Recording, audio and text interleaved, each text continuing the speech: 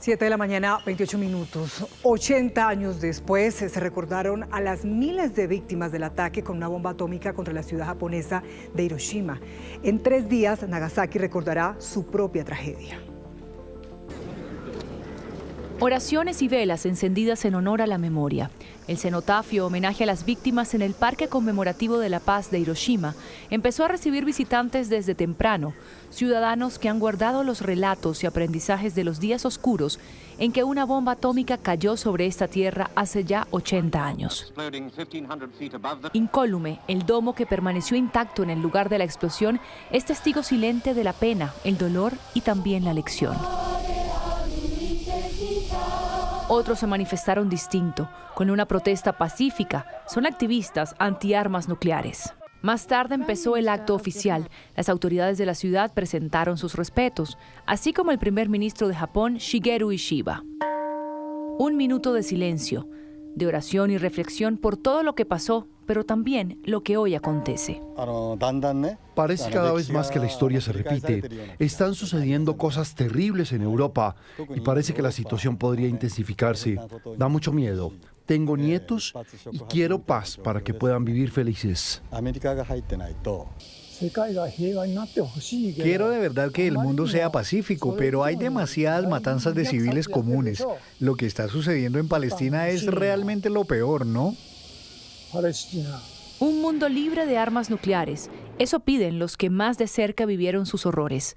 En un mundo sacudido por la guerra en Ucrania y en Oriente Medio, la ceremonia de este año reunió un número récord, alrededor de 120 países y regiones participantes, incluyendo por primera vez representantes de Taiwán y Palestina.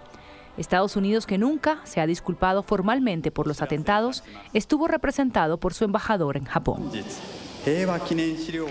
Aquel 6 de agosto de 1945 pasó a la historia como una de las fechas más tristes del siglo XX, el día en que la humanidad conoció el poder arrasador de las armas atómicas y experimentó el miedo al riesgo, aún latente, de la autodestrucción. Esta es una reconstrucción de aquella jornada oscura que abrió la era del terror atómico. Después de 6 años atroces y más de 60 millones de muertos, la suerte ya estaba echada. Italia y Alemania habían caído. Hitler se había suicidado y las tropas rusas habían tomado Berlín.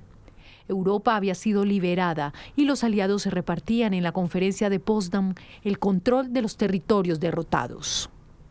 Pero la guerra no había terminado.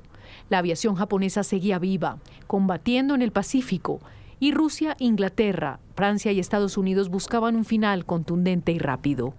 Y justo en ese momento le informaron a Harry Truman que la fórmula estaba lista en una base militar secreta en Los Álamos, Nuevo México. Hiroshima era para entonces una ciudad de más de 400,000 habitantes que crecía y prosperaba en el delta del río Ota y a los pies de los montes Chogoku. Era sede además de instalaciones industriales y militares, y hasta entonces había resultado casi ilesa de la guerra. En otras palabras, un sitio perfecto para evaluar el poder destructivo de la bomba atómica.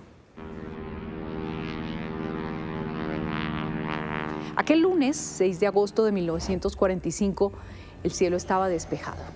A las 8:15 de la mañana, un bombardero estadounidense, el Enola Gay, dejó caer un objeto pesado de 4.400 kilos de muerte y horror sobre el centro de la ciudad.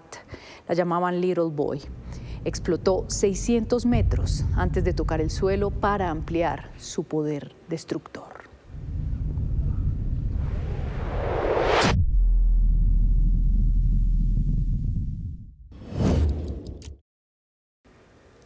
Una enorme bola de fuego iluminó el cielo. El aire se incendió y el viento ardiente lo consumió todo. Todas las edificaciones en un radio de 2 kilómetros. Y por supuesto, los seres vivos.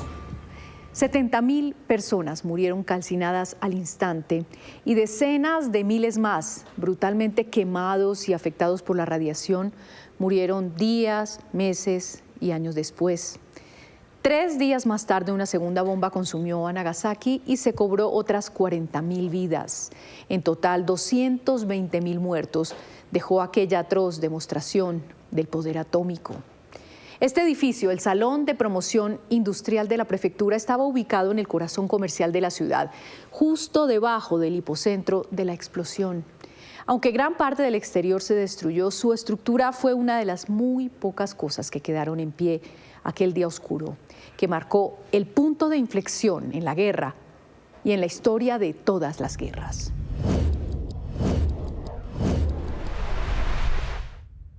Se le denomina la cúpula de la bomba atómica y 80 años después sigue siendo el escenario del Monumento de la Paz, un lugar que es testimonio del poder devastador de las armas nucleares, un lugar de conmemoración y de homenaje a la memoria de las víctimas, también de aprendizaje para que nunca se olviden las consecuencias de una guerra nuclear.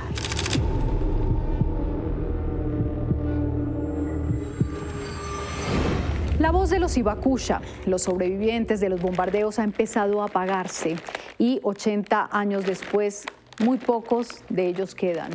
Pero su llamado al pacifismo y a la no proliferación nuclear sigue ahí, en medio de las ruinas de la bomba atómica y ante un mundo que parece de nuevo no escuchar.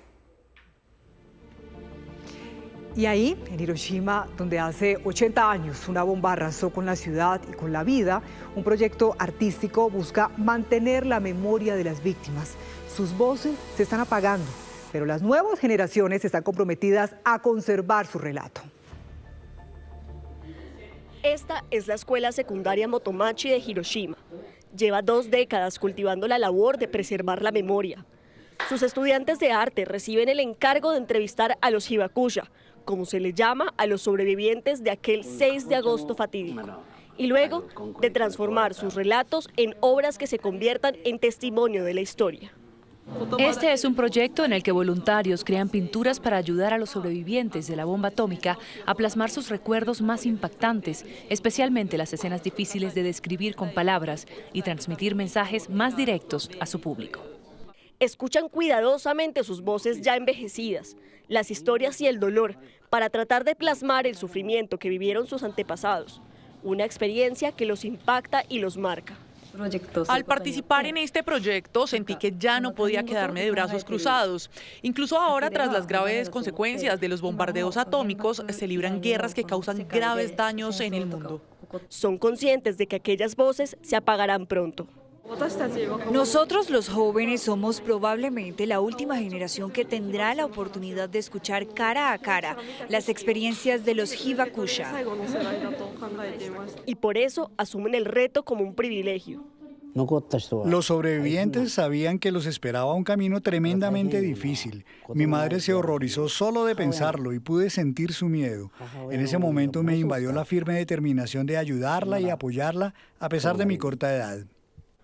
Una de las obras más conmovedoras es el retrato de Masaki Hironaka, quien ahora tiene 85 años. El día más trágico de su existencia era un pequeño de solo 5 años, que días después del bombardeo caminaba entre las ruinas aferrado a lo único que no le arrebató la bomba atómica, su madre.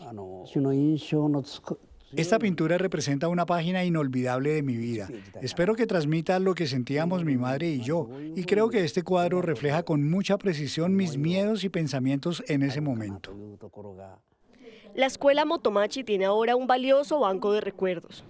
Estos lienzos, voz de una generación que se desvanece con el paso del tiempo, un puente entre el pasado y el presente, pero también y sobre todo un recordatorio de que incluso de uno de los episodios más dolorosos de la historia y de las cenizas más oscuras puede surgir memoria y esperanza.